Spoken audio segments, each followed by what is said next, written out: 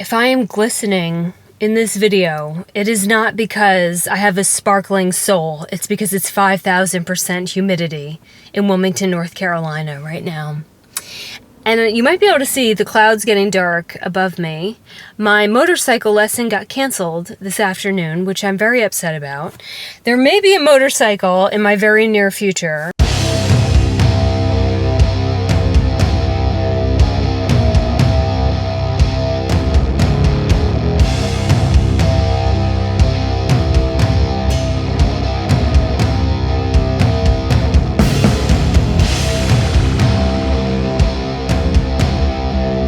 What I've noticed about motorcycles and being a female is that if my guy friends get a motorcycle, that's cool. If I say I'm getting a motorcycle, the first thing people tell me is that I'm going to die. Now, working in TV news, I have seen many a motorcycle crash. They are pretty brutal. Most of them that I went to, the motorcyclist was doing something stupid, usually speeding. And so I'd like to point out, I'm not saying it might be sexist, but I'd like to point out that it's also dangerous to drive around living in a cargo van by yourself, and it's dangerous to show homes in neighborhoods where no one knows where you are by yourself, and it's dangerous to explore abandoned buildings by yourself, to go to Detroit and Gary, Indiana by yourself. Oops.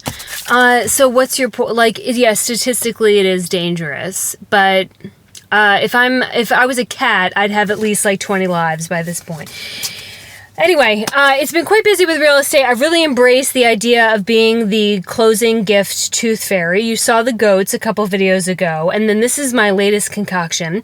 It was recommended that instead of livestock, that I get these people a custom, bespoke, welcome sign for their front door, for their entryway, and I thought, that is adorable, and so this is what I came up with. Pretty sure that's exactly what everyone had in mind. But it's fun, because the whole part of buying a house is awful. If any real estate agent tells you, I'd like to make it a stress-free, fun experience, what, in what market? 2015? Because it's very stressful. The whole thing is stressful. Yeah, lots of crying, lots of stress, some yelling, all of it. Hold on, a real estate agent's trying to call me. I put up a listing today, and now my phone is just going berserk. Anyway, the point of this video is, it's called... Stop calling. That's the point of this video. It's called When God Wants You to Know That You're Acting Like an Asshole. I'm looking for my own house because I've learned living in an apartment complex that I am not an apartment complex person. I love my apartment because if something breaks, I just call and some strapping young man comes and fixes it for me. Strapping young man is a really, really, really big stretch on what actually shows up. I just, the way that people act in an apartment, I hate them all equally, and they're loud. Specifically my neighbor. When I moved up into my complex, in the winter, there was only one other unit that was filled at that time. And so it was just me and them, and it was great. It was so good.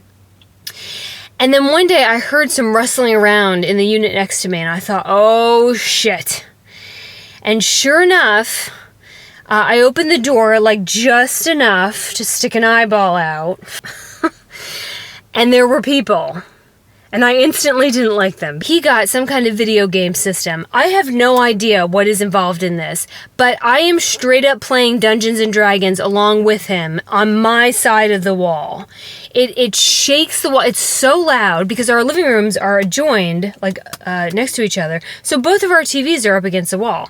But I'm pretty sure Downton Abbey doesn't rattle his teeth out of his head, unlike whatever, Nintendo game that he's playing over on that side. What should you do if your apartment neighbor is obnoxious? You should be an adult and get up and go over there and introduce yourself and ask them to please turn it down. And of course I did not do that because it's at night and I'm in my Tinkerbell pajamas and I don't want to, that's why. So I did, the least mature thing, and I rattled off an email to the complex that they needed to take care of it with an inventory of all the times that they have been loud and the dog barks and all this other stuff. Well, of course the apartment complex does nothing, because apartment complexes, they are designed to get you in there, and then once you're in there, like, they don't really give a damn. So that didn't work. Well, this went on for day after day, and finally I became unglued because I am so tired by the end of the night, and I stay up so late writing contracts that I'd had enough. So I still didn't do the adult thing. No, of course not. No. Instead, I did the passive-aggressive thing. I got out my notepad. Now, when I speak naturally, when I am upset, irritated, angry, even when I'm in a good mood, I've been told that it comes across as intimidating and aggressive. So I went on the internet and Googled how to write a nice note to your neighbor so they'll turn down the noise. And so I got some feedback, and then I crafted this here love note to my neighbor using words that I would never use in nature, like, I'm sorry, or could you please? And I stuck it in his door. What I wanted to happen is for them to take that note, to realize their wrongs, and then to never reveal themselves again, or preferably move out but continue paying rent. That was what I wanted. Instead, I come home and this is shoved back in my door. And what is my first thought? My first thought is going to say, like, you know, F you created, I mean, the whole thing. And so I open it up, and there is a note, and I need to cover his phone number, but there is a note written on top of what I wrote. And it says, "Hey, my name is Andrew. Please come chat with me sometime. I am sorry, I am half deaf."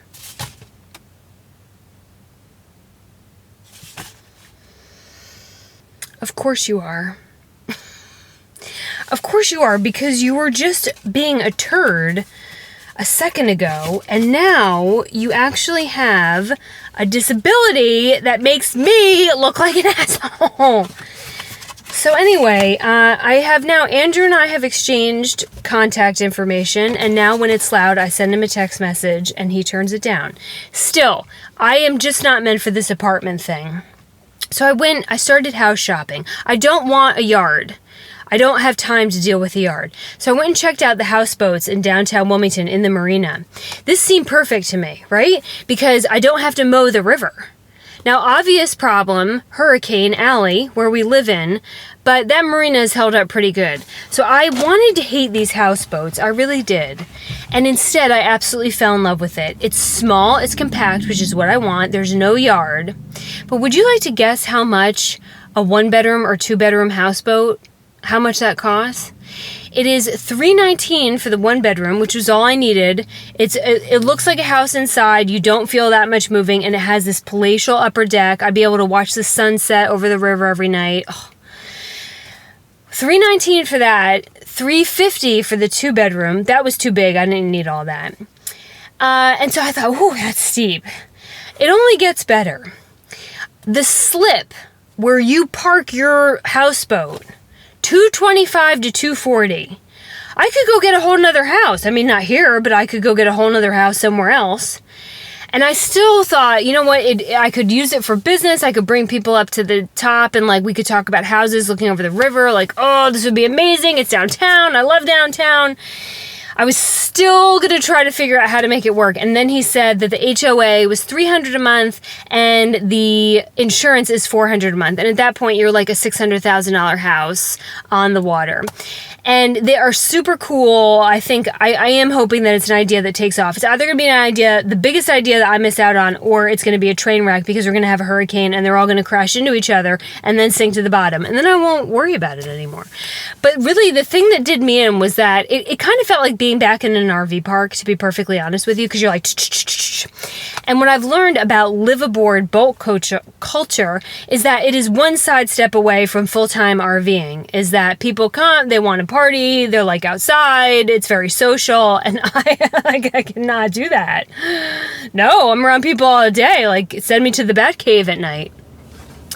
So I went back the next day because I thought this would be such a cool experience. Like, it would drain me financially, but like, what a cool thing for like 2 years to live on a houseboat. Oh. And the next day, I went back, and on the boat next to the houseboat that was that I had toured, there were these two men that had the bodies of manatees, just like multi-level, very pale, gelatinous creatures. And in tiny bathing suits, drunk as a skunk, a drunk manatee with flip-flops, playing the shittiest, cheapest modern country music you've ever heard. And I assume they were from New York, because I've noticed that people from up north, when they move down here, they think that we all listen to this modern country music, and we do not. We do not.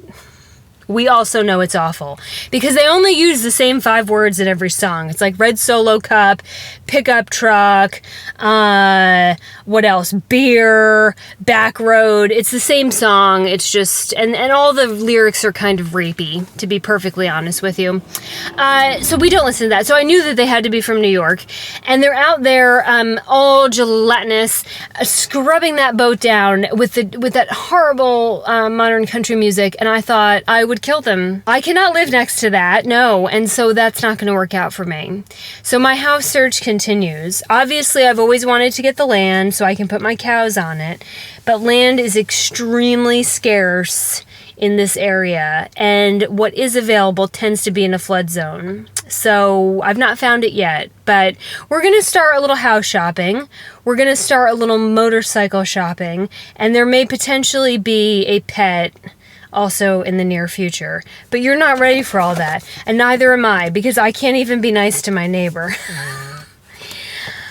It's just, being a good human is hard.